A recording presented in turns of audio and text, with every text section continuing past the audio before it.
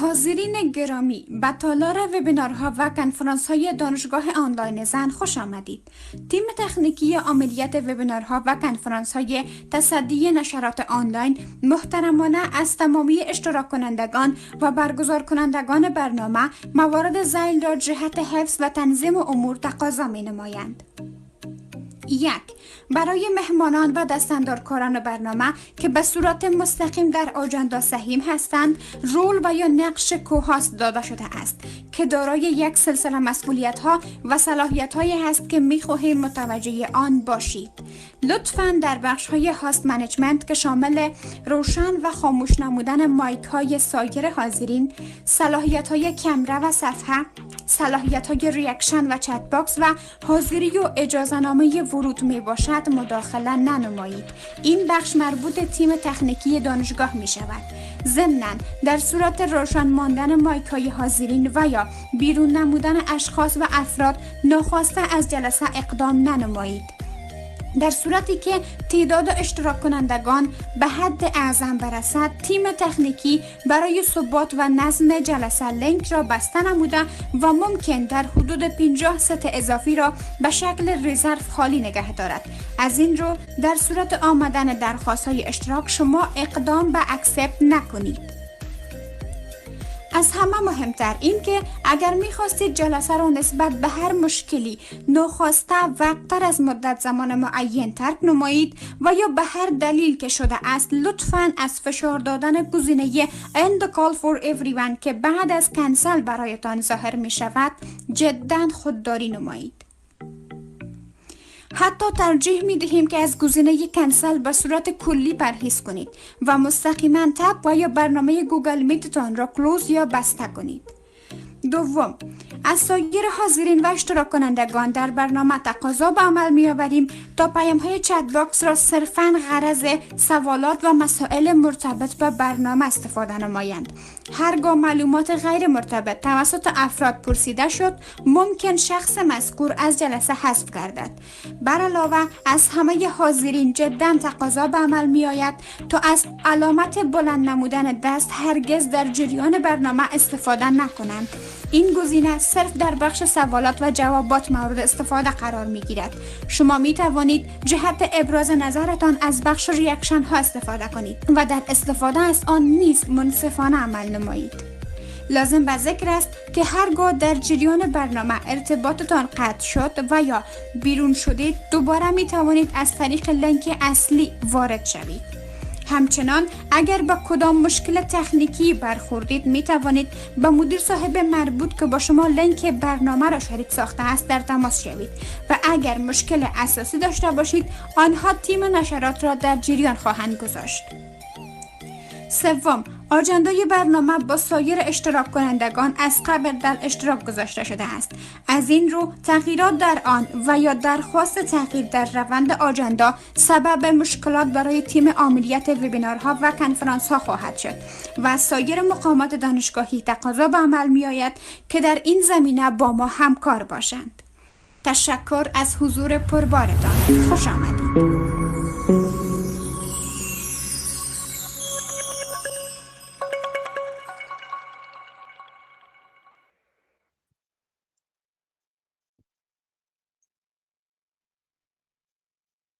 Bismillahirrahmanirrahim. Assalamu alaikum everyone. My name is Madina Qazizai, Office Manager of the General Chancellor Office and a member of the Foreign Affairs Committee at Women Online University. It's my honor to welcome you all to tonight's inspiring webinar titled Dream Big, Know and Plan Your Actions with our distinguished presenter, Bob Goff. Welcome, sir. Before we start tonight's session, I would like to just remind you guys that please turn off your microphones and please do not raise your hands during the webinar. We will have a separate Q&A session at the end where you can ask your questions and share your suggestions and opinions. The webinar agenda will cover the following items tonight. We will have an introduction, and after the introduction, we will start our session with the recitation of Holy Quran. Then we will have a brief introduction of Women Online University, and we'll go directly through the introduction of our distinguished guest. We will have the starting remarks of the webinar with Ms. Adela Zamani, Vice Chancellor of the Student Affairs of Women Online University and also Dean of the Psychology Faculty. Then we will have Mr. Ustad Arif Dostiar with us to have his speech, and then we will have the main presentation. Following to that, we will have the Q&A session, and at the end, we will have closing remarks by Ms. Mazar Yatifi. So I want you guys to be with us until the end of this amazing webinar. To begin this meaningful gathering, I now kindly invite Ms. Yalda Mohammadi to recite a few verses from the Holy Quran. Ms. Yalda, please proceed.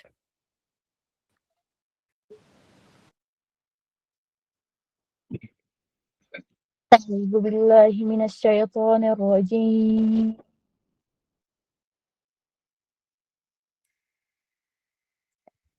بسم الله الرحمن الرحيم.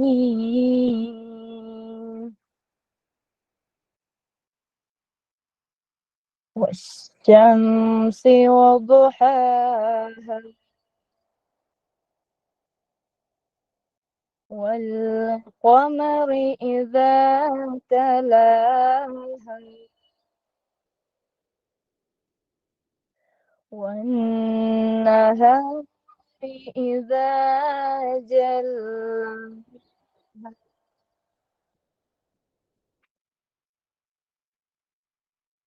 والليل إذا يغشاها السماء وما بناها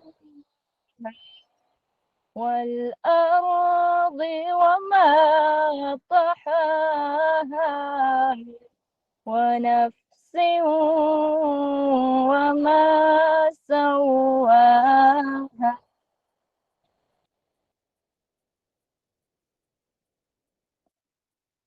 فألهمها فجورها وتقواها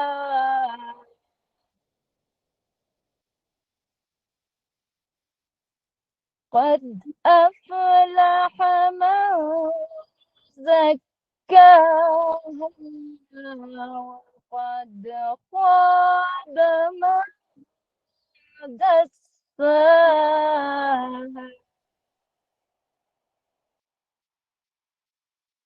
كذبت ثمود بطغواها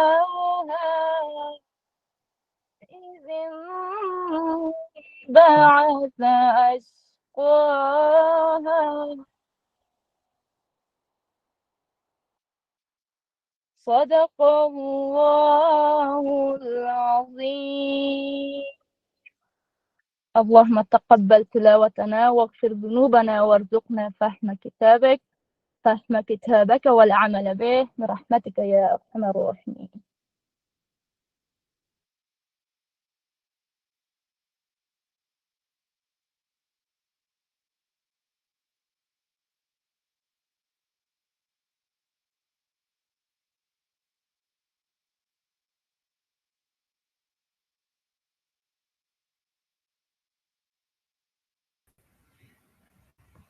Jazakumullahu khair. Thanks to Ms. Yalda Mohammadi for such a heartful recitation. Let's now move forward with our agenda. So at the starting moments of webinar, it's my privilege to introduce our university, our excellent destination. Allow me to briefly highlight our mission, vision, and key achievements. So now I would like to have a short introduction about the Women Online University. So when the doors of education were closed to girls, the Women Online University was established on December 22, 2022. Through the efforts of Assistant Professor Abdul Farid Salangi and Ms. Farida Haidari. Through their dedication and tireless effort, the lamp of knowledge shone like a bright, supporting those sisters deprived of education and ensuring they were not left without the light of learning. This was a remarkable initiative and achievement made possible through their continuous hard work. Today, the Women Online University is supported by current and former government and private instructors, a large number of professors, scholars, and cultural figures, and individuals who are passionate about knowledge. They generously dedicate their valuable time without any material compensation in a voluntary and professional manner for the hopes and dreams for their country future generation. And we sincerely thank each of them and ask Allah Almighty to grant them success and honor. The Women Online University consists of 16 faculties, including general medicine, stomatology, pharmacy, midwifery, line, political science, economics, engineering, fine and arts, computer science, journalism, nursing, Islamic studies, education, psychology, agriculture, and language and literature. With the tireless effort of the university and its academic staff, more than 17,000 female students participate actively night in the classes of webinars, giving positive energy to our instructors and administrative colleagues. In addition to academic teaching, short-term capacity building programs and webinars are also organized for students. Today, the founder of the university, Assistant Professor Abdul Farid Salangi, Mrs. Farida Haidari, the Honorable Deputy Heads, Assistant Professor Sohaila Irfani, and Professor Adila Zamani, the respected deans of all 16 faculties, esteemed managers, and the entire administrative and technical team that are truly worthy of appreciation for the tireless dedication and hard work. That was a brief introduction about the Women Online University. So now, guys, we will have this is the turn to our next segment. We will now play a short video introducing the inspiring life, work, and biography of our presenter, Mr. Bob Goff. So I truly appreciate the technical team. So now I want from the technical team that please play the video. Then we will have a short biography about our presenter. Thank you.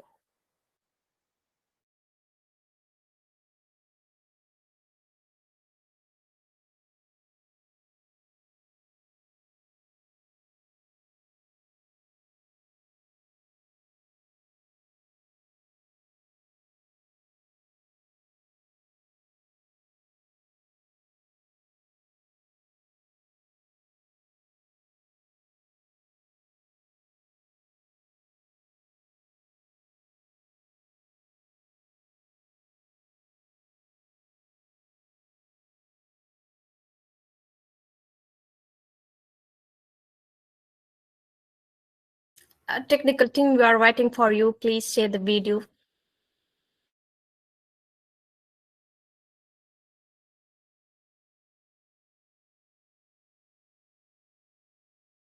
می‌دهد که با ترکیب شور، خلاقیت و تعهد رد پای ماندگار در دل انسان‌ها و جوامع به جا می‌گذارند. داستان پیشرو روایت یکی از همین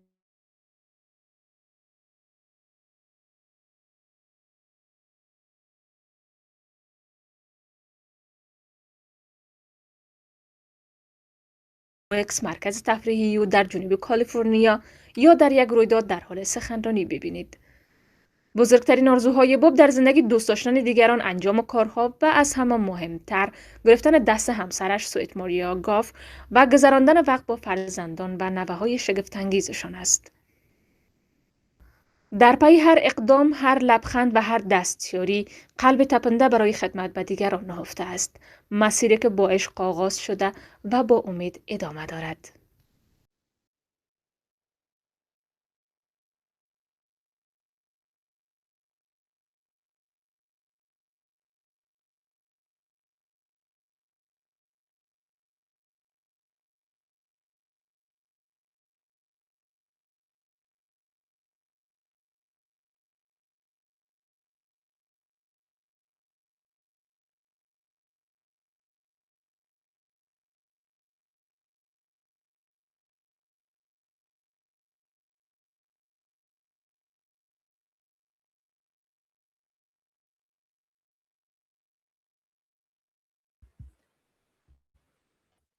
Oh, thank you. To add briefly to the introduction, Bob Goff is the New York Times best-selling author of Love Does, Everybody Always, Dream Big, and Undistracted. He serves as the honorary consul to the Republic of Uganda and also as the founder of the nonprofit organization Love Does. and is known worldwide for his joyful spirit, humanitarian work, and encouragement for people to pursue their biggest dreams. We are deeply honored to have him tonight with us, and it's a big pleasure for all of us. I guess the video is ready again, so maybe we can watch it once again and then we will proceed.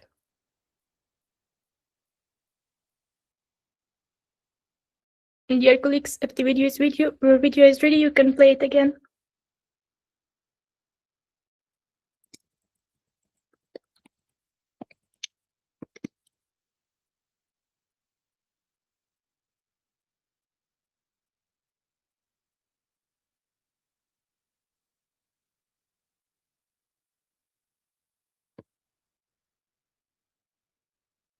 Okay, until then we will proceed with the next part of the agenda, and then we can come back. So at this part of the agenda, it's my big pleasure. داستان پیشرو روایت یکی از همین زندگی هاست. باب گاف نویسنده کتاب‌های پرفروش نیویورک تایمز عشق انجام می‌دهد همیشه رویاهای بزرگ و بدون حواس پرتی است. او کنسول افتخاری جمهوری اوگاندا وکیل و بنیانگذار عشق انجام می‌دهد است. یک سازمان غیر انتفاعی حقوق بشری که در 14 کشور فعالیت می‌کند. او عاشق بادکنک، کیک پاپ و کمک به مردم برای رسیدن بر رویاهای بزرگشان است. باب همچنان از دوستی‌هایی که با دیگران در سراسر جهان ایجاد کرده و زندگی خود را با دنبال کردن راه‌های استراتژیک برای کمک به دیگران می‌گذراند الهام می‌گیرد. معمولاً می‌توانید باب را در حال نوشتن و پاسخ دادن به تماس‌ها از قایقش، استقبال از مردم در اوکس مرکز تفریحی او در جنوب کالیفرنیا یا در یک رویداد در حال سخنرانی ببینید. بزرگترین آرزوهای باب در زندگی دوست داشتن دیگران، انجام کارها و از همه مهمتر گرفتن دست همسرش سوئیت ماریا گاف و گذراندن وقت با فرزندان و نوه‌های شگفت‌انگیزشان است. در پی هر اقدام، هر لبخند و هر دستیاری، قلب تپنده برای خدمت به دیگران نهفته است. مسیری که با عشق آغاز شده و با امید ادامه دارد.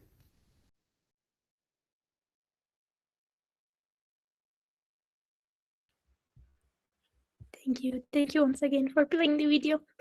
At this part of the webinar, it's now my pleasure to invite Ms. Adela Zamani, Vice Chancellor of the Student Affairs and also Dean of the Psychology Faculty, to share a few opening remarks with us. Ms. Zamani, please. Thank you so much, Madina Jan. Hello, everyone. Good evening. Mr. Farid Salangi, Mr. Arif Duspiar, dear Bob, and my colleagues and my students at Women Online University. I'm so happy to meet you today. Dear Bob, you're welcome. It's so wonderful that we are hosting you at Women Online University. Because Women Online University is a place for creating thousands of dreams, amazing and unique dreams for thousands of talented girls in Afghanistan. So I am so grateful to you and to dear Arif because it's so meaningful for us. It's your time. In the golden moment, we are listening to you about secrets of dreams. So, dear Bob, you're welcome to Women Online University and you're welcome to great, amazing, and beautiful Afghanistan. Thank you so much.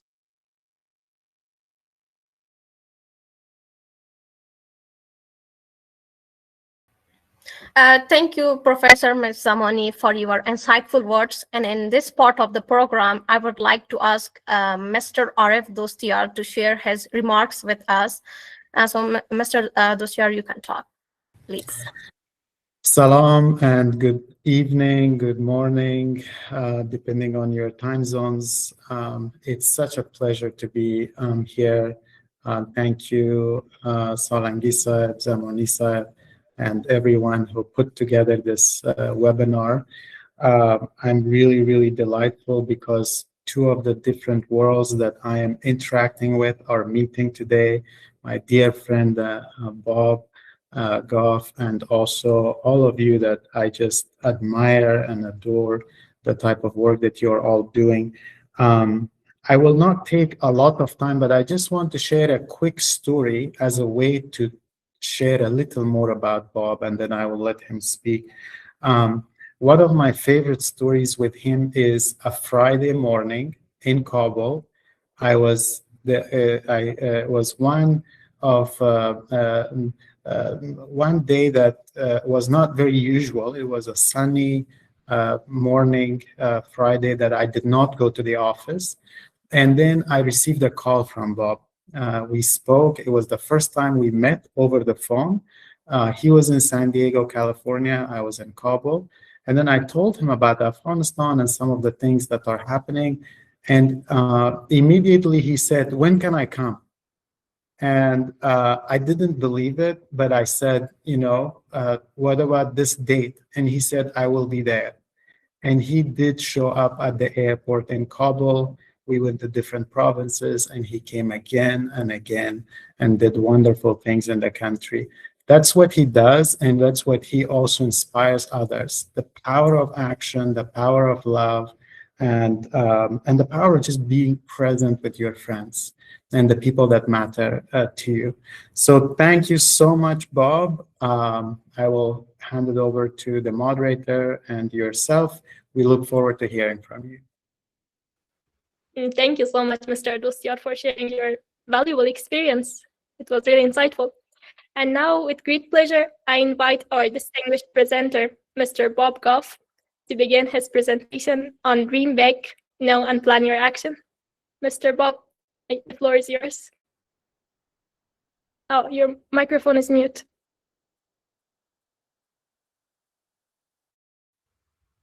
Thank you so much, everyone.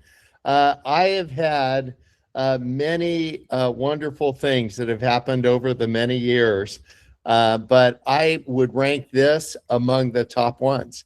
This is such an honor to be with courageous people, my friend Aref, the organizers of the online university. This is just the best because what you're doing is you're making it possible to dream and to think. And that's where all of my best things have happened, is when I was allowed to imagine and dream about my life. And the thing about dreaming is that it always involves action. Kind of like Aref was saying, he didn't tell you the other part of the story. When I landed in Kabul, he sent me a text message and he said, "I can't meet you at the airport." I'm like, what? I've just flown to Afghanistan. And he said, what you need to do is leave the airport and you're going to find a car with a 7 at the end of the license plate, and go find the car. Here's the thing that I've learned about dreaming big is you need to trust as well. And for some of us, I think while Aref and I had never met in person at that time, I trusted him because I knew he was a trustworthy person. And so finding some people around you that you can put a lot of trust in, your faith, your hopes, your family, your friends, but knowing those people. I have about 7 people that are on my inner circle. The people that I've shared experiences with, I've look up to. Aref is one of those on the inner circle. So think about those people and let them know that this is a valued relationship with you, and then to start dreaming. By training, I'm a lawyer. And so I live and I'm talking to you right now from San Diego, California, but I worked in Seattle, which is all the way on the other side of the continent. And each morning I would wake up and fly to Seattle to work, and then I would fly home for dinner.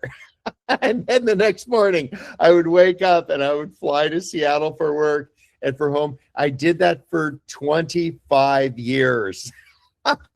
Here's the thing, dreaming big, having ambitions involves you doing things that are inconvenient. Even what you're doing right now, some of you are overcoming many difficulties, many barriers. But I'm telling you, on the other side of these difficulties and these barriers are some huge possibilities. Just the fact that you're gathering is just so hugely inspiring to me. And so I want you to ask this question: what do you want? In my culture, sometimes thinking these questions like, what do I want, feels selfish. It feels like, why should I be asking about what I want? I should be asking about what other people want as well. And I agree. I think it's important to ask about other people, but I don't want you to think that's selfish. I want you to think that's strategic. So asking, what do I want? And then a second question, why do I want it? Because if you want applause or recognition, those won't be things that are lasting. But if I want to make a change, if you want something better for your family, if you have children, if you have close friends, if you want to make a better world for them, just remind yourself, this is what I want. This is why I want it. And then third, and most importantly, what are you going to do about it? Because sometimes people get in their mind what they want, and they think by thinking about it, they're doing something. I'll give you a great example. There's a little hill behind our house here in San Diego, and I can go up that hill and back about 3 times before I'm tired. And so every morning I wake up and I go up the hill, and then I walk down, and then I go up the hill and walk it 3 times. And I told my wife, I'm going to go up this hill next weekend 5 times. And I told her on Monday, I'm going up the hill 5 times. I told her on Tuesday, I'm going up the hill 5 times this weekend. I told her that for 5 days. I'm going up that hill 5 times. And Saturday morning came, and I put on my shoes and I walked up the hill. And when I got home, Maria asked me, how many times did you go up the hill? And I said proudly, I went up that hill 5 times. But then when I thought about it, I'd only gone up the hill 3 times. I was tired, but I'd been telling myself for all week long, I'm going up the hill 5 times. And in my mind, I thought I did it. And so sometimes when you have a big dream and ambition, what I want to do is come up with a day that I'm going to do it. I don't want to just think about doing it. I want to actually execute on that. I write books. I've written 11 books. And here's the crazy part. I can't spell very well, but fortunately the computer can. We're going to come up against impediments. There's going to be things that you think that are in the way. It could be some real live impediments that you're facing. And I know many of you have real live impediments in your life. And yet you found a way to climb that hill. So what I want you to do is think, what do I want? Kind of vet that question. Why do I want it? Because I don't want to do things that work. I want to do things that last. Have you noticed a big difference in your life? There's things that might work. You might have an ambition for something, but then when you got there, it really didn't matter that much. And so I'm always asking myself, is this something that's going to last? 7 generations from now, will this matter? And I'll tell you, gathering together, accumulating knowledge, pursuing your passions, loving your country, these are things that are going to last. And many of us try to do things that just merely work, and I want to do things that last. And that means leaving some things. I own the law firm, so all the lawyers work for me. And it's the top of a great big building in downtown Seattle. And I had written a book, and I really wanted to, I'm so keen on education. I wanted to start spending more and more time on education. There's a school called Pepperdine, and I teach at their law school there. There's a school we started in Uganda, in Somalia, in all these different countries. And I started spending all my time there. And I went to the office. I got out on the 18th floor of this high-rise building, and I walked up to the receptionist, and she said, "Who are you here to see?" And I told her, "What if you turn around? Because that's my name on the wall." And I realized I had not been in my own office for 1 year. Although I went to Seattle in the morning, I would just fly back home. I never went to the office. And so here's what I started doing. Every Thursday, I quit one thing. I find one thing that's getting in the way of me progressing towards my big goal, my big dream, and I quit. So I got everybody who worked for me, 80 people in one big room, and I quit my own job. I gave the key to a young man who had worked for me for 10 years, and I said, it's all yours. You don't owe me. I left, and I've never gone back. That was 8 years ago. And what you want to do, if you have an ambition, you'll have some impediments, some things that are getting in your way. I want to say, I don't want to get in my own way. I don't want to be an impediment. Is there something I need to stop doing in my life that is limiting my progress? And in psychology, it's referred to as a limiting belief. And so a limiting belief would be something you're thinking in your mind, and you're just saying, I really want to do this thing, but there's a reason I can't do it, because maybe you're asking for permission from someone. Maybe you're asking, oh, I want to do it at just the perfect moment. And I want you to think, along with me, every Thursday, what's one thing I can put behind so that I can move forward with something that'll be really lasting in my life. So my family is really important to me. I built a home for my dad next door to me 29 years ago. And one of my limiting beliefs is that I care for my family very much. And my father is 97 years old. And so every time I go next door, I want to make sure that he's okay. And I have a deep, deep fear that someday I'll go next door and he won't be okay anymore. And so can you see how that might limit me traveling or doing the important things I need to do because of my fear for my father? And I think what we can do is we can hold both things in our hands. We can say that's a real ambition, caring for your family, the loved ones that you have, your friends. You can hold that in one hand. And then with the other hand, you can continue to pursue your big, beautiful dreams. And so some of us are so wrapped up in one beautiful, noble thing that we don't get to the other beautiful, noble thing.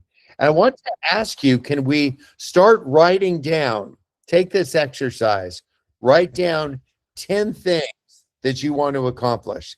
So 10 things that are very, very important to you.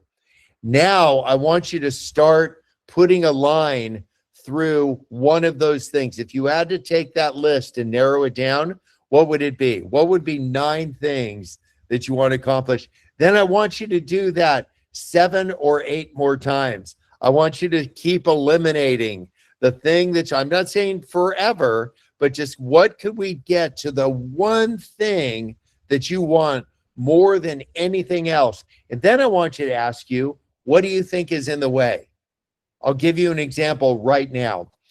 We are building a university in Uganda, and from the ground up. And I don't have a big company or a big anything, but this in US dollars, it would be a $40 million university.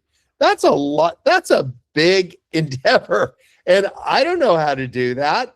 But instead of thinking of all the reasons why we're not going to do that, we just started. And so we just said, okay, I eliminated the 9 things, all the reasons why I can't do it. And I just said, let's start. I decided that at this university, I want to teach zoology. And there's many of the children in this northern part of Uganda have survived a civil war. There's been many hardships they've uncovered. They've never seen a giraffe before. And I thought, what if we had giraffes at the university? Now that sounds just crazy. And it turns out that the president of Uganda owns all the giraffes in Uganda. Who knew? So I made an appointment and I went to see him. I didn't know him, but I know his wife really well. So what I want you to do with your dreams is to think, if I can't get to that directly, do I know someone who can help me get there? And so I met with his wife and I told him about the university and my need for giraffes. and I just need 6 giraffes. She got so excited, she ran over and grabbed him, and we sat down for 1 hour to talk about universities and giraffes, and I left with 6 giraffes. What I wanted you to think about is, what is your big, beautiful ambition? Some of you are living it out right now. It's a higher education. That is a beautiful thing. It's strategic. It matters. It's going to make such a difference for all the people that you know. It's going to continue to take courage. You'll be distracted by some of the things around you. I want you to remember, what was my belief? What was the thing that I wanted more than anything else that was the top of that list of 10, and continue to remind yourself about why you're doing that. I want you to also think about the people that you care for the most in your life. As you're thinking about your ambitions, think about this idea of, what's an ambition that your neighbor had? What's a way that you can be loving the person that's near you? Aref and I have traveled in Afghanistan together, and what a beautiful country, and the culture and the people and the ability that, like, to show love and care. Aref and I have been in circumstances where I needed him to really be there for me as a friend. And you know what? I turned to my side and there's Aref. And all of a sudden I felt so good. I have a neighbor across the street, and her name was Carol. And there's a baseball is a popular sport here in the United States, but I don't go to baseball games. I'm like too energetic to sit for hours and hours. And the team she likes is the Boston Red Sox. And so Carol, we found, got really sick and she was going to pass away. And I asked her, what's the one last request you have, Carol? And she said, Bob, I want you to represent and wear my hat for the Boston Red Sox for the rest of your life. I'm not a baseball guy, but there's something beautiful about caring for the people near you, finding people that matter to you, and having a reminder. I've been wearing this hat for 15 years. Now I change out the hat because it gets pretty bad, but for 15 years, because I made a promise to myself and I made it to Carol about what I was going to do. It's a reminder to me every morning when I put my hat on and cover my bald spot. It reminds me about why I'm doing what I'm doing. And I want you to have the same. When you write down the 10 things that you want, when you cross off 9 of them, when you have that one thing that you're going to do, think about, how would I be used in a country that I love, with friends that trust me, with people who I trust, to move forward and do something that's completely unlikely. To get there, we need to have a date. You need to pick a date on your calendar and say, I'm going to accomplish this by this date. I just wrote my next book, and I said last Friday was the due date, and I just made sure I turned in that book. And when I turn in a book, I always think to myself, oh, that's a horrible book. I think that's a really bad book. And yet, when our self-doubt starts coming in, and we start asking, like, maybe I shouldn't be turning in a book. Maybe I shouldn't be the, who am I to be writing and saying these things? And yet 4 of those books have sold 3 million copies. So they're like, people actually connected. But if you thought, in my mind, I was thinking this is a really bad book. I want to tell you one more thing. There was a little bit of room on the last page of the book. And I asked the publisher, would it be okay if I put my cell phone number on the last page of every book? And they thought I was crazy. Like, why would you put your cell phone number? But I really believe in this idea of availability. Just like you're making yourself available to one another, you're making yourself available to education. continue to make yourself available to the things that matter the most to you. Continue to pursue those dreams. So I get about 100 calls a day on my cell phone from total strangers. And like the phone will ring. While we've been talking, it's rang 5 times. I'm not answering the phone. But here's the thing. If you will be known as the smartest person in the world, you might not make a big difference. But if you're known as the most available person in the world, just like your instructors, just like the organizers of this amazing university, they decided to make themselves available. What if you and I made ourselves available to the people around you, made yourself available to the opportunities that come your way, even the unlikely ones? Giraffes. I can't think of a more unlikely thing to be available to. And yet, thousands and thousands and thousands of students are going to experience something because I decided to take the next step, to set the meeting. I didn't know the person that owned the giraffes, but I knew the person who knew the person who owned the giraffes. So I want you to continue to think strategically. I don't want us to just do this and then this and then this, but to say, what would be the most logical way to get from here to there? To ask the question, who do I know who will get me from here to here? Before I started being introduced to this beautiful country of Afghanistan, I didn't know anyone from Afghanistan, zero. And then I heard of this amazing man. His name was Aref. I'm like, who is he? And then what I did is I picked up the phone. And Aref, I don't remember how that worked. I think we met on WhatsApp the first time. And we were asking questions of each other. We took an interest in one another. And I thought that there was a place where we had our conversations to a level, but the way to get to the next level is for me to get on a plane and go to Afghanistan. So think about you. What are your ambitions? What's at that top of the list of 10? What's your next courageous step? Don't think about all the impediments, because there's a lot of reasons not to go, but there was one reason to go.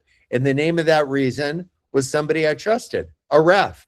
And then when I landed and he told me he couldn't meet me at the airport, I'm like, there's an obstacle. I could have gotten back on the plane and said, oh, I tried, it didn't work.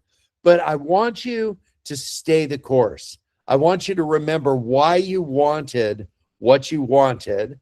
I want you to remind yourself, I made a list of 10 things I wanted. This is the one thing that was at the top of the list. And I'm going to do whatever is the next step to get there. And I'll encounter a couple obstacles along the way. But when I'm thinking about not doing that, I'm going to remember that there might be a friendship on the other side of that limiting belief. And my friend Aref, as I've tracked and watched his life, all the people that he's impacting, and I wouldn't be talking to you unless I knew Aref, who knew these courageous people that want to be part of your educational growth. And can you see what happens? So I want you to think today, what's the big risk that I can take? What's the next step? I want you to remind yourself why we're going to do it and then start going. Now, when I was in high school, I had a big ambition, and my ambition was to sail across the ocean, across the Pacific Ocean. Now, here was my problem. I didn't have a sailboat, but I didn't let that be an impediment for long. I bought a little boat and I got some friends. I know this sounds crazy. And I sailed to Hawaii. We got on the boat and we just started going west. Now, there was no GPS and all the things there are now, but I learned how to use a sextant and I had a compass, and it took us 21 days to sail across to Hawaii. Sometimes what you need to do is break it up a little bit. A big day of sailing, you can go about 200 miles. Hawaii is 2,700 miles away. So what it did is I picked, they call it a waypoint. It was like in my mind, it was a point in the ocean that was 200 miles out in front of me. And so I want you to think in your educational career, in your inspiration, your aspirations for what you might contribute to this beautiful country. What's your next step? For me, every day, it was 200 miles of progress.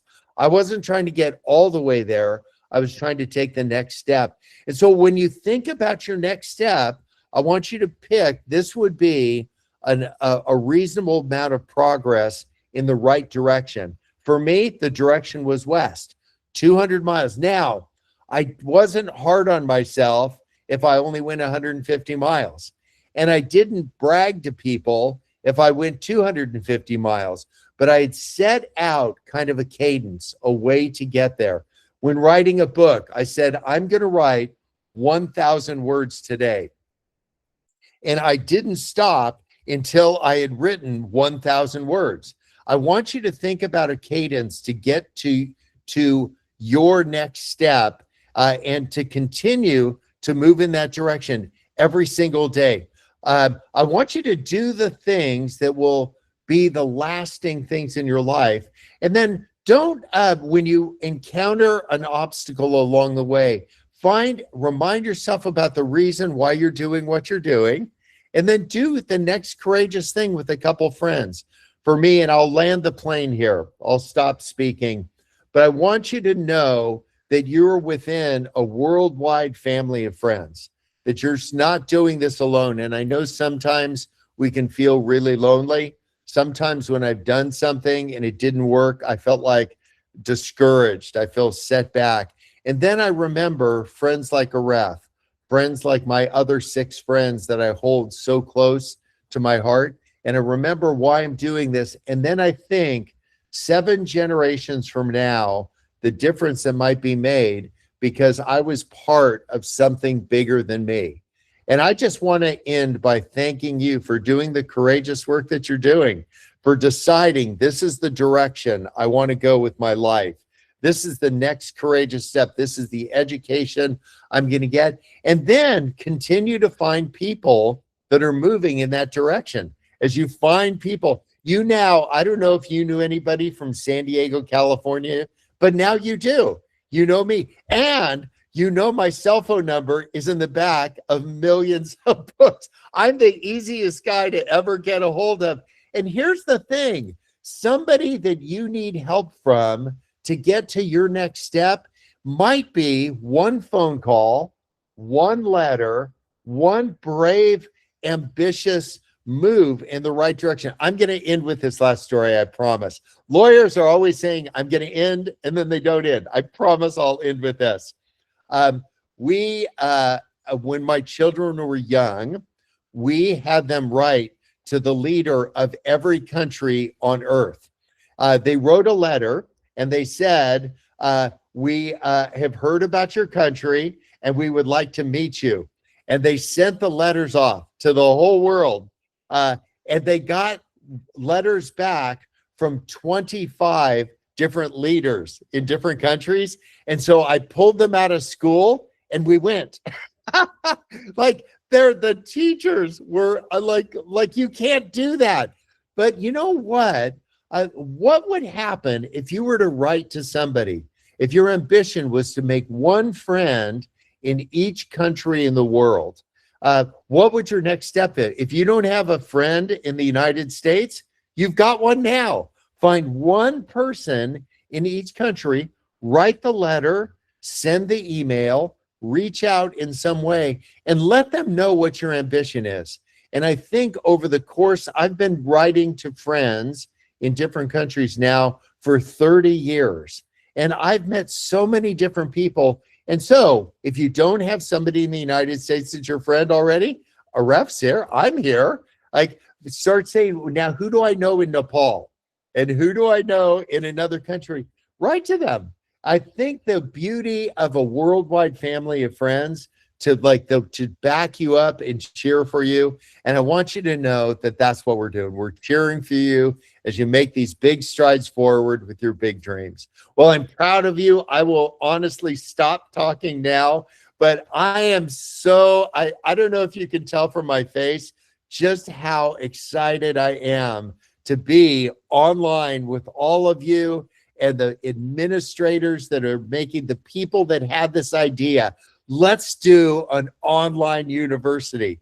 And if you ever want somebody to come back and speak to you, count me in. You just say when and where, because I am applauding you and I'm cheering for you from San Diego. Blessings on you. Thank you for letting me join you for a moment. Thank you so much, Mr. Bob, for such an amazing presentation.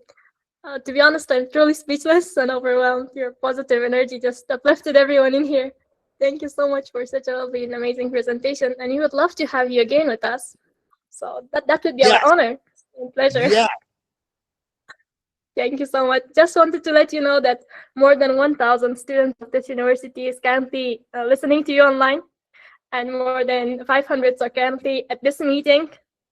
The reactions have been banned because there are lots of reactions and they weren't able to see your screen, but just to let you know, more than 1,000 audience that we have currently right now that they're seeing and hearing your amazing speech. So I can see our General Chancellor, Mr. Plufait Solangi, want to add something. So I would give the floor first to him and then you'll proceed with the Q&A. So Solangi sir, the floor is yours.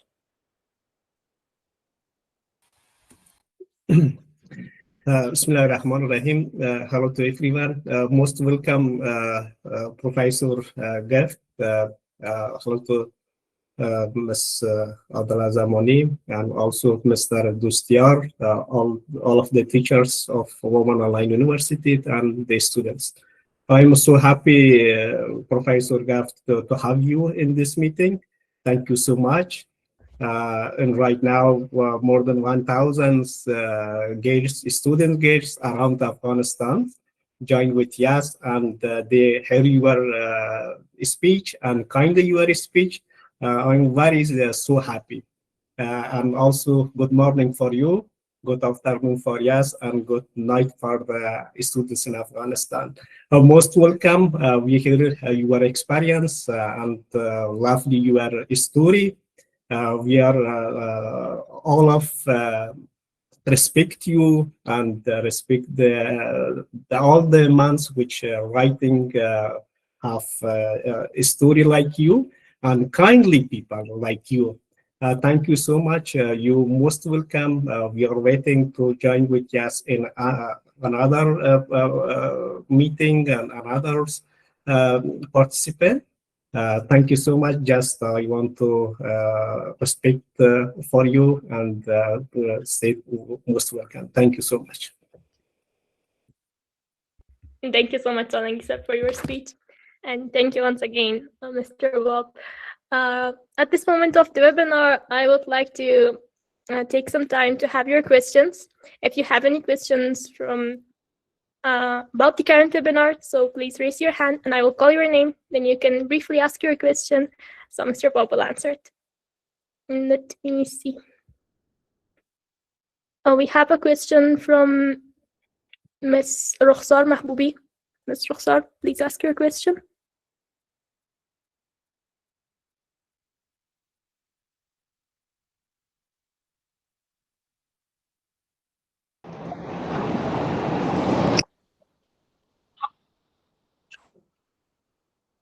If she's not available, we will go ahead with Ms. Surya Hayal.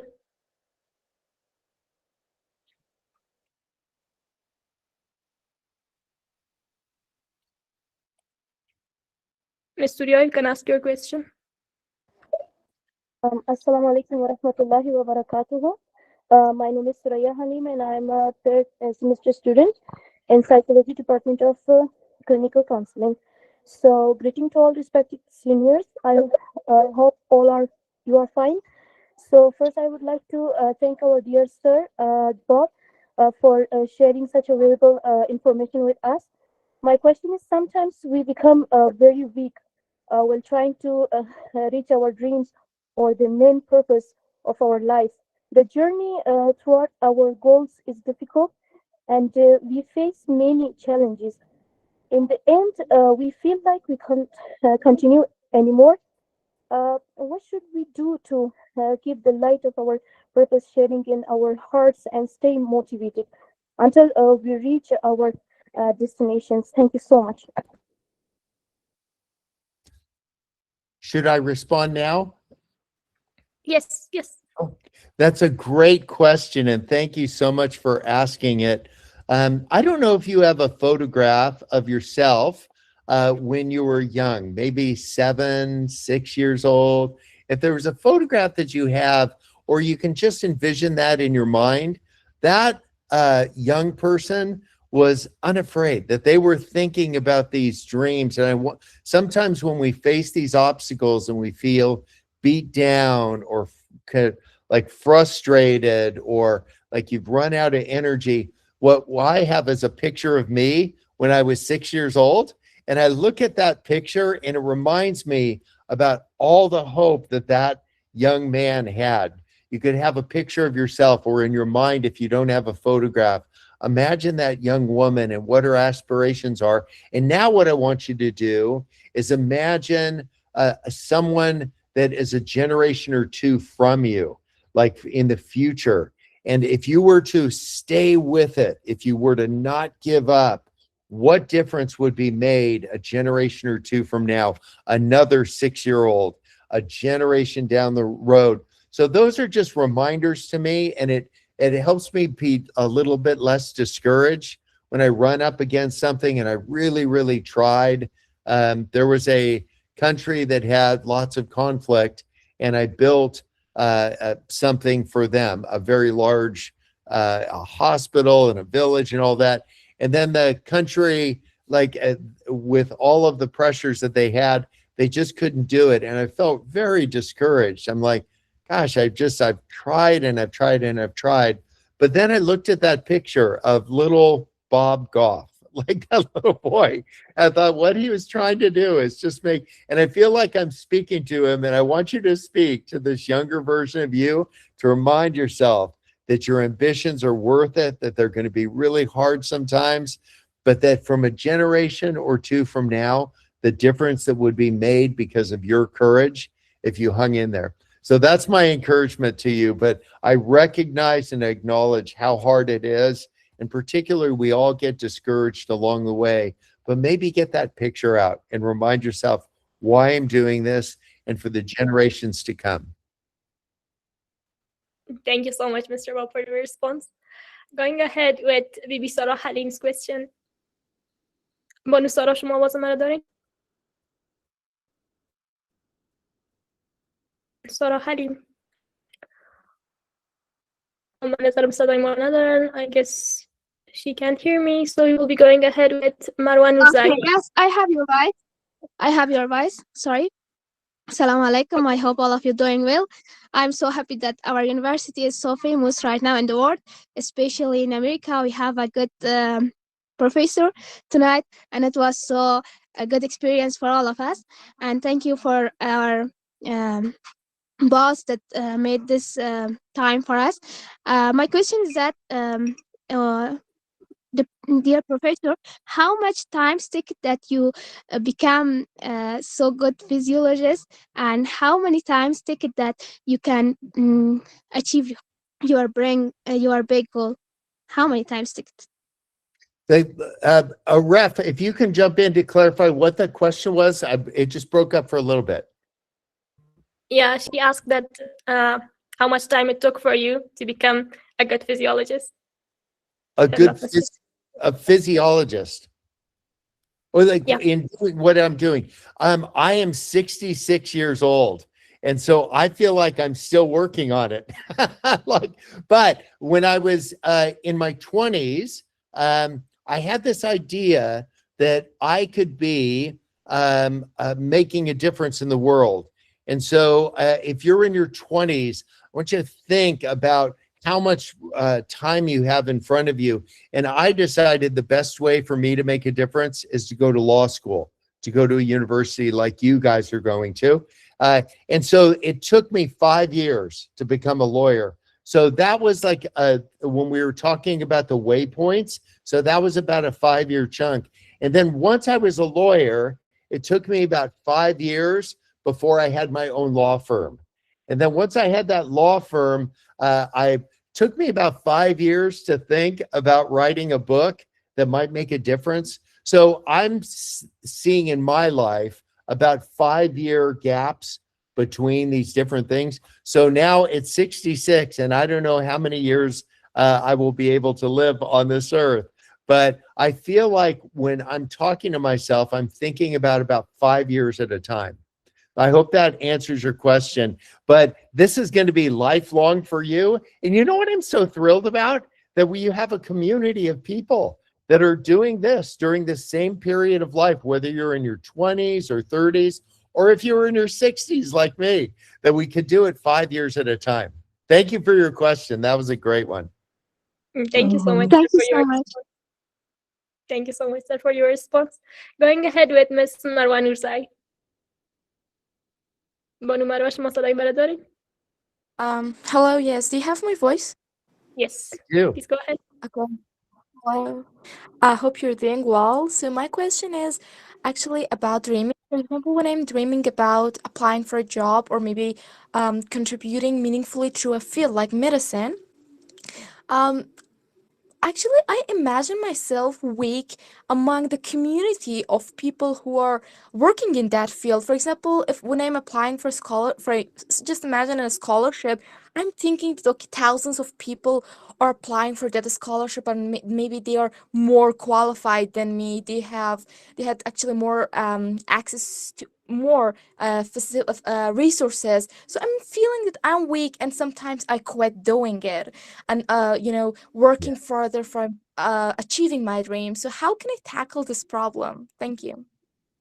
Yeah, what a great question. Or what, like, sometimes we can self-sabotage because we'll start comparing ourselves to it. Well, there's so many other applicants and they'll probably get it, and what are the chances and all that. But just think about me. You have this friend now in San Diego that decided I needed 6 giraffes, and what are the chances that I'll get 6 giraffes? So I want you to just be encouraged to, like, don't give up. Like, you try for this, and then let's say you don't get the scholarship or the opportunity that you went for, to say, I'm not giving up. I'm going to try again.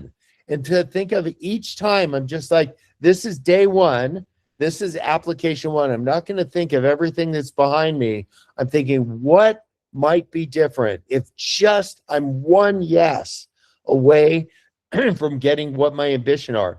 Oh, when we wrote to the leaders of every country, what's the chance that somebody's going to open a letter from a bunch of young people and read it and invite us to their country? Like, I would say chance seems like 0, but evidently there was 25 leaders that said, if they will be brave enough to ask, and if they would be willing to come, I'll invite them.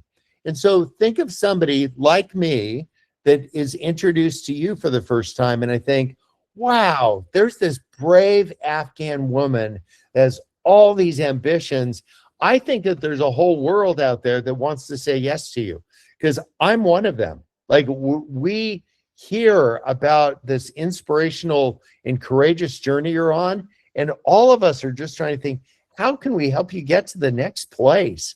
So just know that we're cheering for you, and I know it can be discouraging, but to say, I'm not going to shut the door just because there's this dream I have, and if somebody said no, I'm not going to see that as a divine message to me. I'm going to say, I'm going to do it again, and I'm going to do it again. And if I don't get the giraffes this time, I'm going to do it again.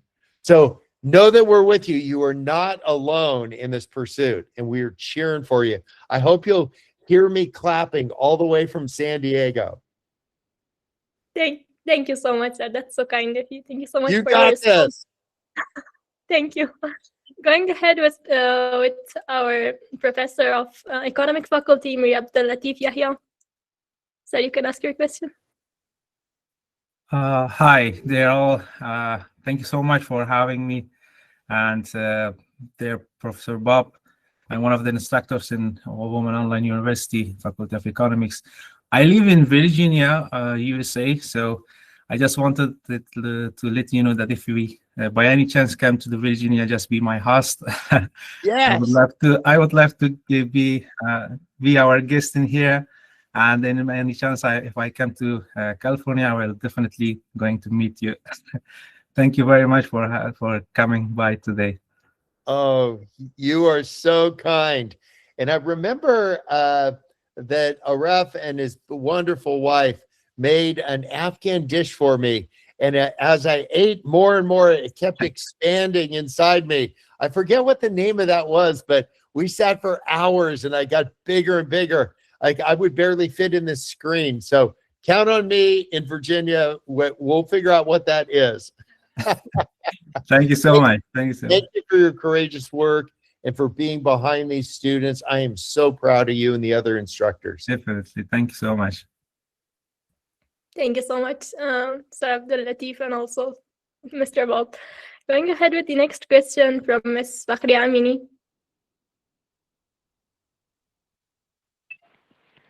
Hello, dear all, especially salam to Mr. Bob and Professor Bob with presenting great presentation, and Mr. Farid, the owner of this online university. This is Fakhri Amini, English teacher in English department of Women Online University. I have some question from Mr. Bob. Yes. First, thank you, sir. First, how to avoid disappointments?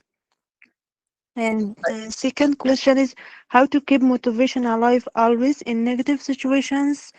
And the third question is how to achieve our goals. If you can share some specific steps that can help us to achieve our small goals. Thank you so much.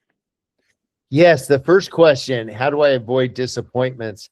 I don't think we avoid the disappointments. I think we learn how to cope with the disappointments, that we have a big ambition. And that we are trying to pursue that ambition, it doesn't work. In law school is when I met my wife, Maria, but she wasn't my wife at the time. And I had this big ambition that I wanted her to like me. And it turns out she didn't. It wasn't she was mad at me, but I'm just like, I don't think she even knew my name. And so while that was a disappointment, I remembered why I wanted it. Why I wanted her, and I thought we could make such a great team and do life together. And so rather than seeing that disappointment of her not even knowing my name, I thought, you know what? I really see something that I don't think she sees right now. And so I'm going to push through the disappointment. I'm not going to avoid the disappointment.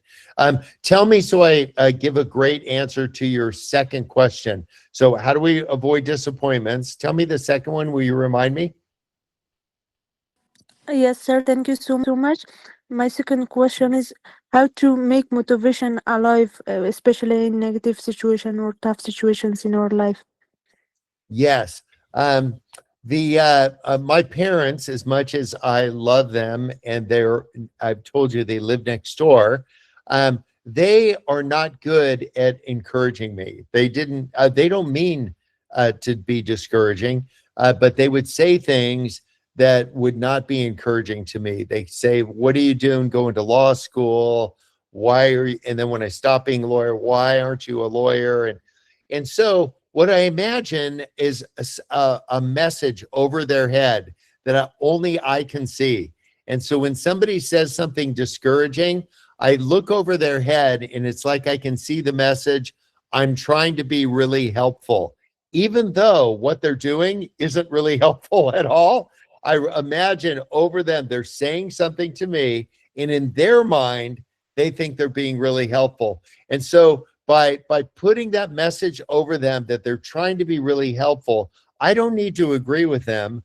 I just remember that they are offering their suggestions to me, but they don't understand really who I am. And I bet the people that have been discouraging to you don't really understand what it is that makes your life and your heart beat.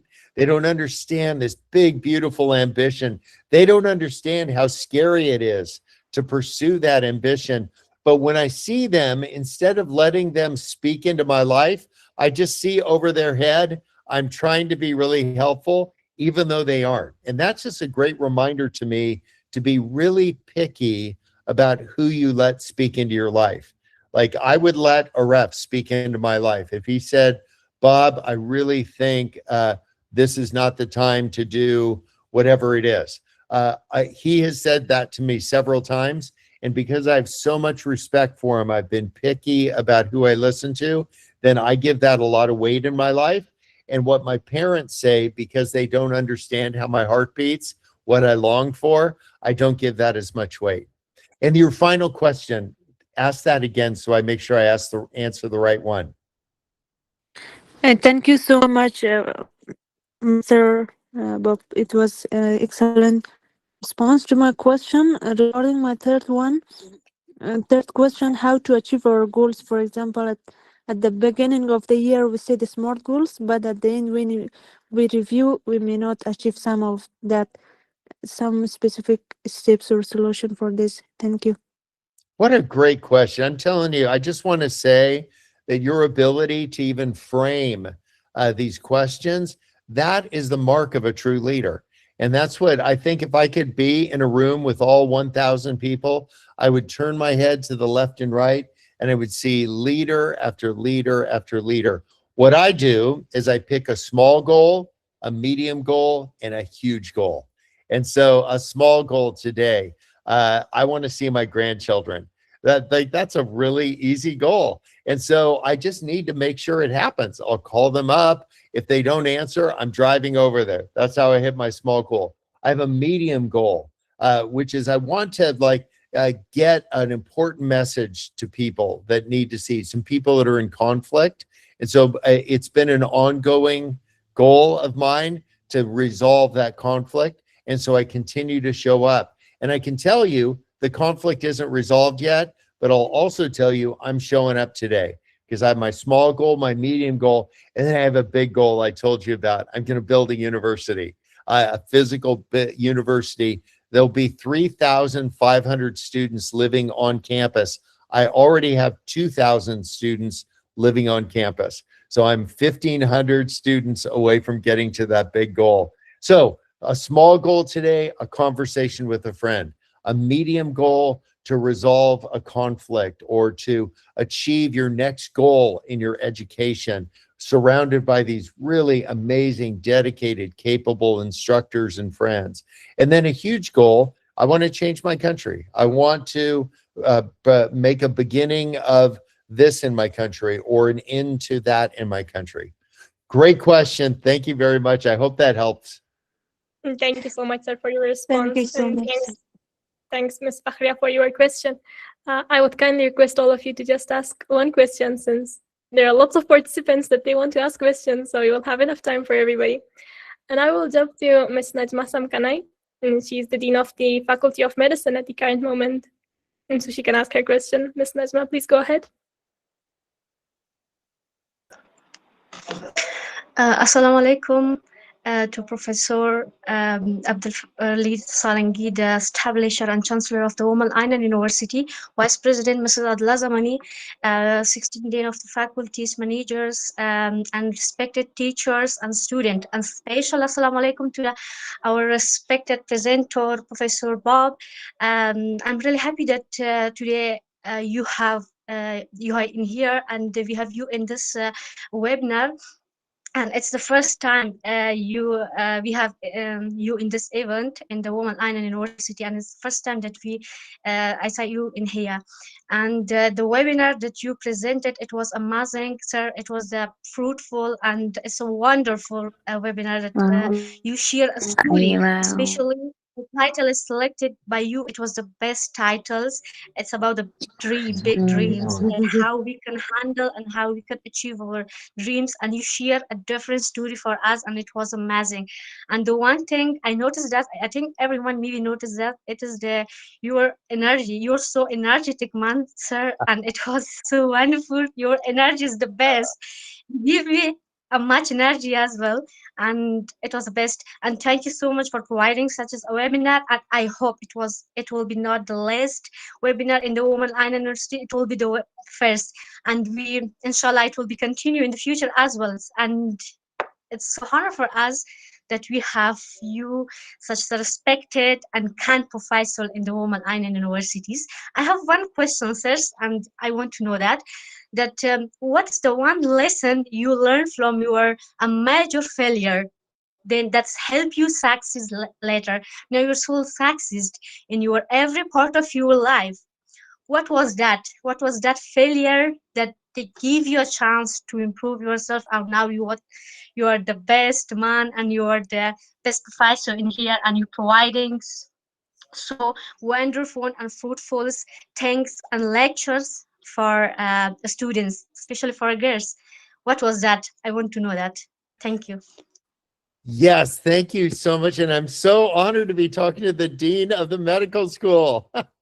This is a big deal for me. Like many of us, one of the failures that comes to mind immediately is the failure in a friendship where I had a really close friend and then we drifted apart. And it wasn't just a drifting apart. It felt like that friendship was kind of ripped away from me. And so I have this unresolved thing that's, and it mattered so much to me, this friendship. And I think many of us can relate to that we can have ambitions to change the world or bring medicine to people that are needy and food to people who are hungry and all that. But then you have a friendship that has like gone away. And what I want us to do is to say, what are the things that I can control and what are the things that I can influence? And I found that there's very few things I can control, but there are many things I can influence. And so when you have a setback, like I shared with you in another country, building a lot of infrastructure and it didn't work, I couldn't control what was going on, but I could influence it.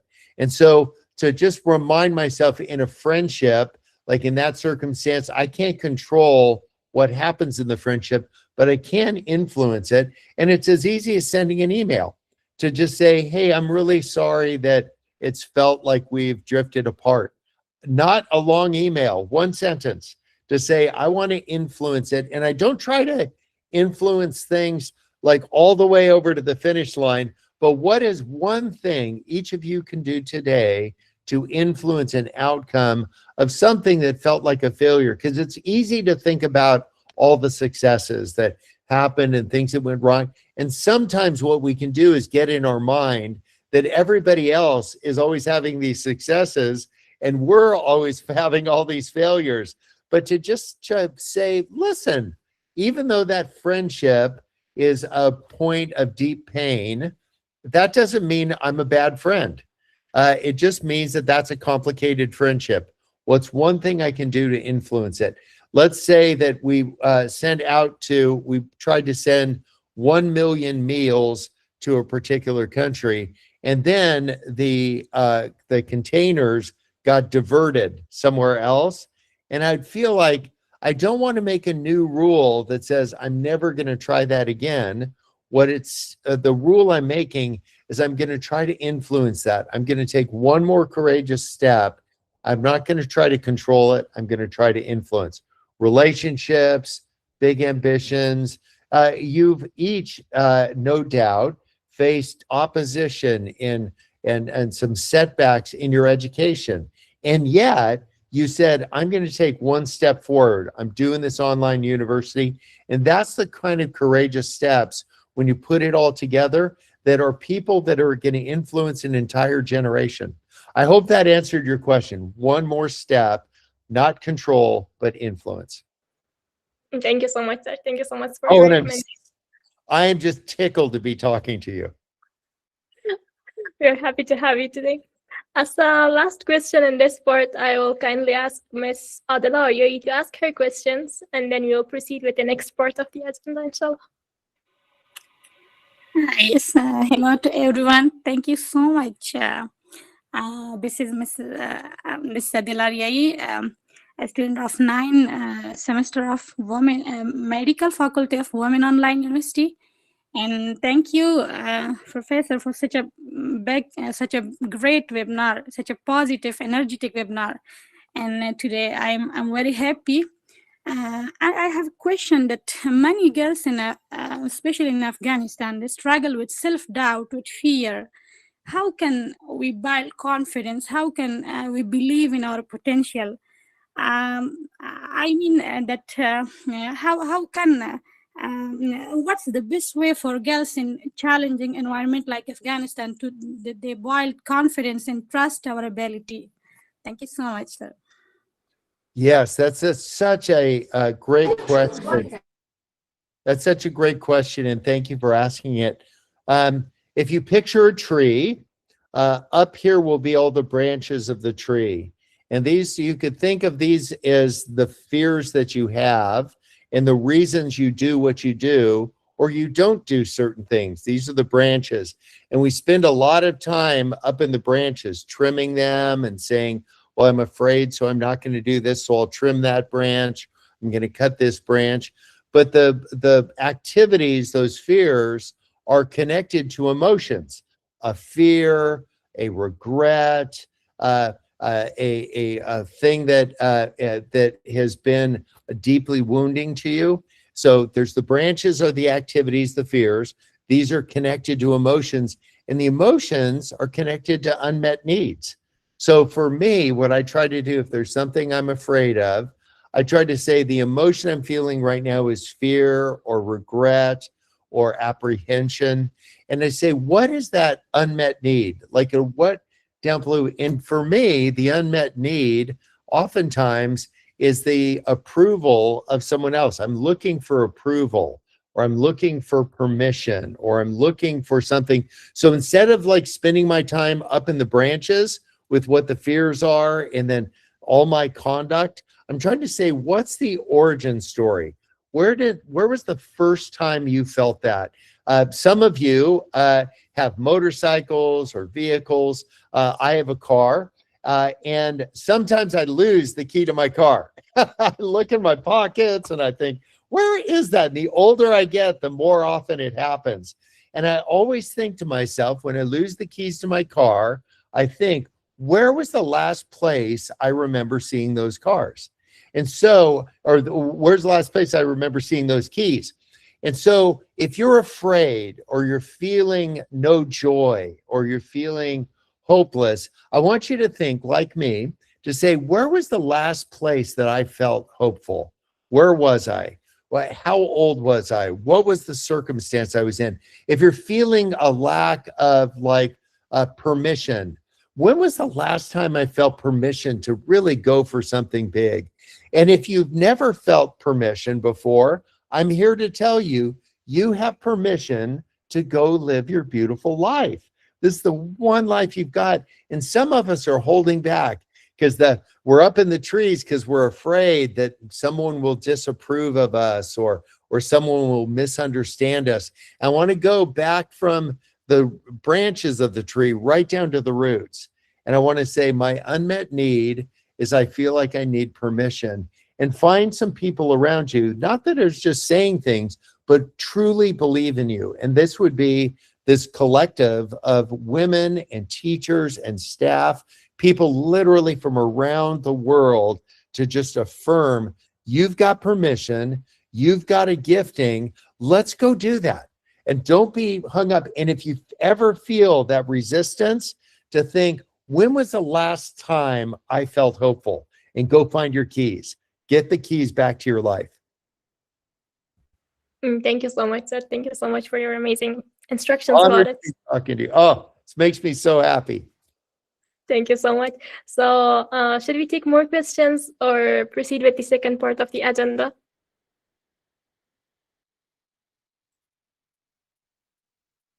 Mr. Bob, I would like to have your question in that I area. am at your place. This is the best thing that has happened to me in the last year. So I am at your disposal. You tell me what you want. That's what we'll do. If you're available, we will be happy to take a few more questions and then proceed with the next part. Okay. Most students are willing to talk with you, so. Oh, this is a big honor for me. We need to grab the chance. So going ahead with Ms. Zahra Hussaini. Okay, hello everyone. I'm Zahra from the second semester of pharmacy. I'm very happy to be with you, Mr. Bob, on this great and inspiring webinar.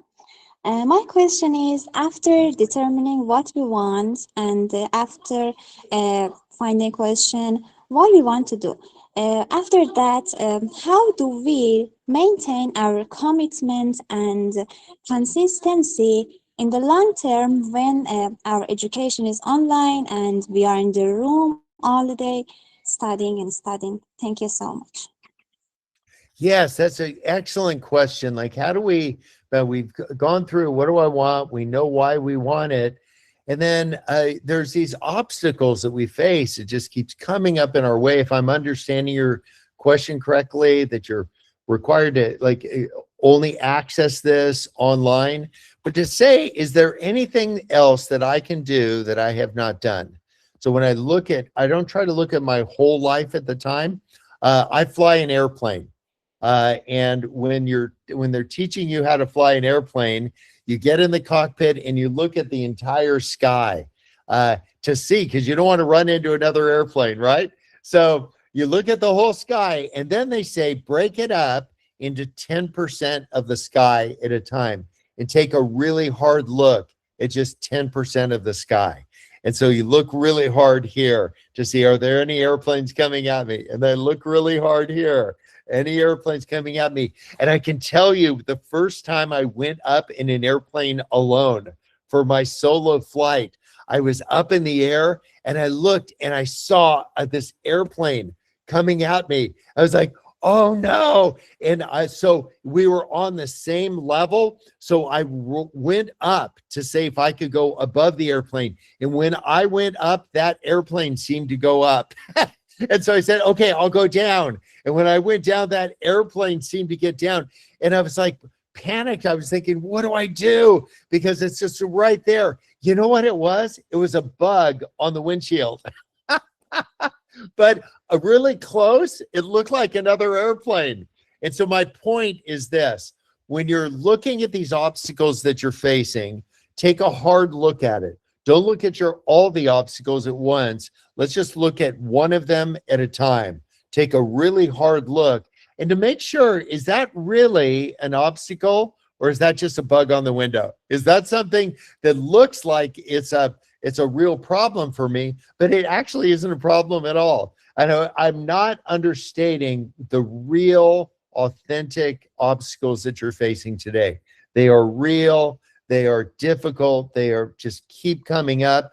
But I wonder if there's some obstacles that might just be a bug on the window, that it might be, say, I'm going to figure out a way around that will work. I'm going to find another way. And online university for women is an excellent example of that. There's a real obstacle and you found a way around. We're just going to be a bunch of women that are going to make this happen, notwithstanding the obstacles. And that we call here in the United States a workaround. So my workaround for university is going to be I'm doing it online. My workaround for this difficult, like a job I wanted, I didn't get that one, but in my workaround for getting some drafts, I don't know the person who owns them, but I know a person who does know the person who owns them. Great question. Excellent question. And it's not understating the obstacles that you face, but to say, let me make sure I really understand that that's an obstacle, not just a perceived obstacle, not just a bug on the window. And then what's a workaround? How do I get back to my beautiful dream? Excellent question. Just the fact that we're talking tells me that you're a person that resolves obstacles. You get around them. Thank you so much, sir. Thank you so much. Thank you for this amazing point. Now I will go ahead with Miss Mariam Popal. You can ask your question, but please ask it briefly. Okay. So, first of all, hello to everyone. Assalamu alaikum. I extend my respectful greeting to the Asmed University administration, to all followers today, and to especially to Mr. Bob. Well, this is Mariam Popal from the Faculty of Psychology, General Psychology Department. First of all, I'm going to ask that how do you do with like the current circumstances there, sir? It broke up just a little bit. How do I deal with which kind of circumstances? I said that how do you deal with current circumstances I mean, how do you feel right now? Oh, how do I feel right now? Yeah, of course. Oh, I feel so energized. I'm going to run back to my wife when this is done and say, I just had the best thing that's happened in the longest time, because I was online for a period of time with a bunch of courageous people that are confronting obstacles. The entire world knows of some of the obstacles that you're facing, but they don't know the depth. They don't appreciate the depth of your commitment to education and to meeting and to overcoming them. We need more of you in the world. That's what I will be doing next. That's how I'm feeling. Just Glad to elated. hear that. Glad to hear that, sir, and really appreciate it. Well, sir, I just got the concept of today's webinar. That was like in 2 points: that what actually we want and why do we want. Well, in this point, I just have 2 questions. The first question is that based on your experience, what inspired you to have a big dream, and was it a result of an actual dream that you had, or there was like an idea that great develop your mind? And the second question is that have you ever had a dream that later came true in your life? Because we have a research regarding to this subject, that why do we dream? So I'm just gonna ask you the second question regarding to my research, and if so, then what do you believe that what do you believe that contribute to this realization, and why do you think that certain dreams or thoughts can reveal sometimes about our future? Yeah, that's such a great question. I love that from the Department of Psychology, you asked, like, how are you feeling today? That's just so beautiful, because people don't always ask that. In the United States, we'll say, how are you? And then the person I asked that to says, fine. And then they ask me, how are you? And then I say, fine. And what we do is I've changed that up a little bit, and I'll ask people, what does it feel like to be you today? And what it feels like to be me is about 80% anticipation. And I know the math doesn't work out, but about 70% insecurity. And if I asked you for a poll of everybody, if you'd say, is Bob Goff insecure? Most of you would say, no, he's the guy that's waving his arms and happy and but I'm really, really insecure. What I've learned with is how to deal and cope with my insecurity. So this isn't inauthentic. It's just me coping with my insecurity. And so it kind of comes to the second question about our dreams. How do we continue to cope with the things that are the impediments in the way? Like you decided, I really want to make my gift to the world, among other things, the gift of psychology, like that you're going to ask about people's feelings and emotions like you did with me. Then you have some impediments. Maybe it's educational or some family environments that you had to overcome or some other things. What I want us to do is to think through, like, how are we really feeling about that? And to start ideating, to start dreaming and imagining what might be possible and what's a creative way that hasn't been done before for me to get there. I'll tell you, for each of you, just the fact that we're meeting, just the fact that you have one more friend here in the United States, or a friend in Belgium, or a friend somewhere else, to move from thinking and dreaming into action. Because love without action is just a hope. And they're saying that we have all the time with the people that I'm with, and we say, hope without a plan is a wish. And I don't want to just be wishing my circumstances got better, or wishing that things got better in my country or in yours, but I want to have a plan. So in answer to your question, in terms of like my dreams, that I think of those as my hopes, that I immediately say, so what is my plan to get from here to here?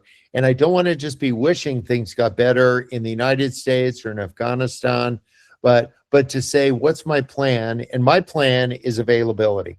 I'm just going to show up. I'm going to be, as I've said, picky, have great friends, men in my life like a ref, people that you admire in your life. Keep them close, and to say, here's my plan. I'm going to continue my education. I'm going to try to inspire other people as you are doing in my life.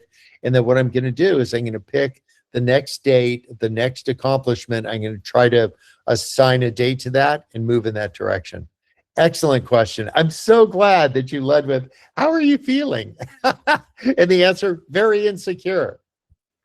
Thank you so much, sir, for your response, and also thank you so much, Ms. Mara, for your question. So with that, we will be ending the Q&A session part and going ahead with the next part of the agenda. Ms. Mina, you can proceed. Thank you very much, Qazi Saib. So I would like to express my gratitude to my dear colleague, dear Madina, for their valuable collaboration during the webinar, and also thank all participants who contributed in the section of questions, and a special thanks to Mr. Goff for providing thoughtful and responses full of passions. Thank you so much, dear professor. So since tonight's webinar was about dream big, let me also add one thing, dear participants, that the dreams are the driving force behind progress.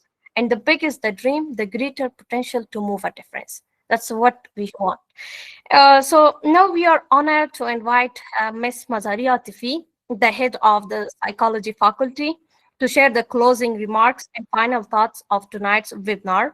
Dear professor, if you are here and you can hear me, mic is anyone response. Great.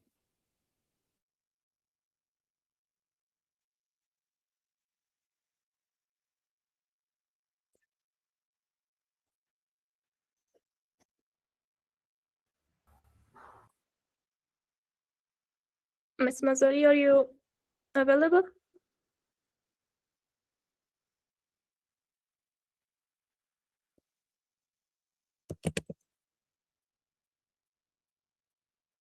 Ms. Mazariotti, do you have my voice?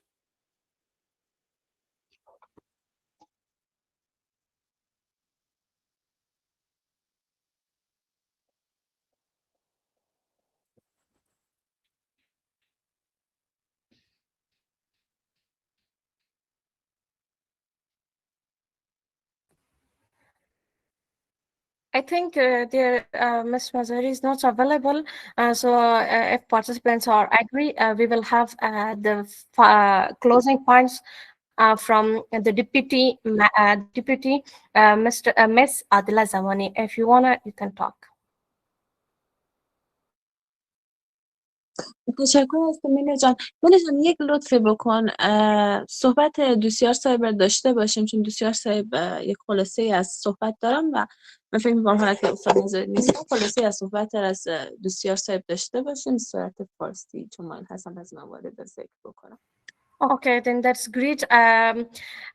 Mr. Arif, if you want, you can have the closing points and also the finding, like we could say, like the thoughts or the final thoughts of the tonight's webinar. So, Mike is in your response.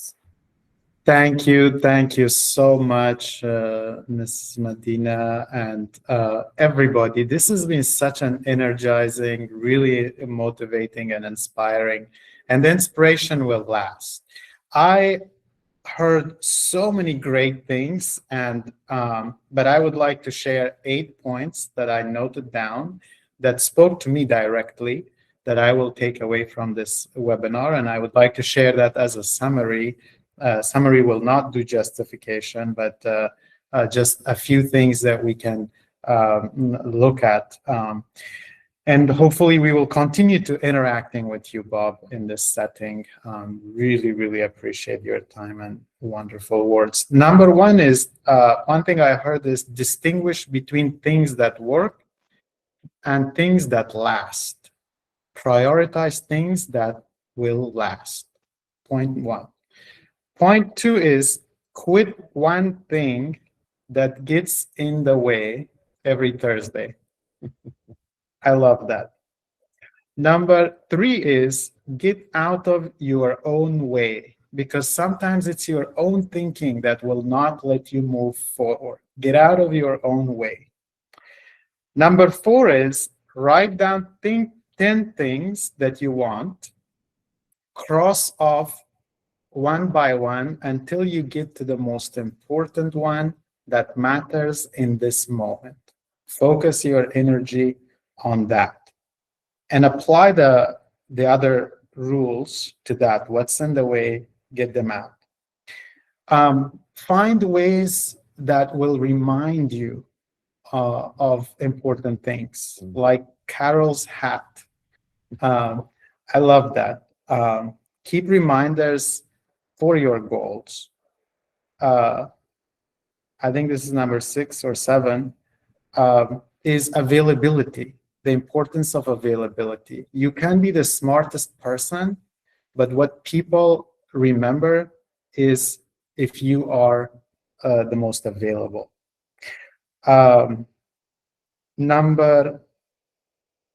Last one is the distinguish between things that you can control and things that you can actually influence. The circle of control will always be a lot smaller. But where you can influence, identify those areas, focus your energy on those. There were a lot of other great things, like focusing on your unmet needs rather than the branches of the tree, and lots of other things. But those 7 or 8 things I'm going to take away, and I want to leave them with you as well. Again, thank you so much, Bob. Thank you, Mrs. Zamoni, who is the real force behind this, and Salangi Saib, and all the courageous young women in this webinar. Really love being with you, and have a great rest of the day and night. Thank you so much, Mr. Aref, for your meaningful closing remarks. It was a really amazing summary of everything that we have heard today. So as we come to the end of this inspiring webinar, I want to extend heartfelt thanks for especially our presenter, Mr. Bob Goff, our Vice Chancellor and Dean, Ms. Adela Zamani, Dostiyar Saib, our co-host Mina, our team of volunteers and behind-the-scene colleagues, and all of the wonderful participants joining us today. We believe in dreams, and we believe in taking actions in making them real. That's today's topic, and that's why most of the important points have been shared. May tonight's session inspire you all to dream boldly, act with purpose, and believe deeply in the future you can create with yourself. And lastly, before I end today's session, I would kindly request Mr. Bob Goff to attend our 3rd anniversary of this university, which is an upcoming week, as a special guest with your beloved wife. Yeah. So I hope you accept our invitation. Thank you. Looking forward to meet you there. And thank you all for being with us. Have a blessed evening, and assalamu alaikum wa rahmatullahi wa barakatuh. Assalamu alaikum.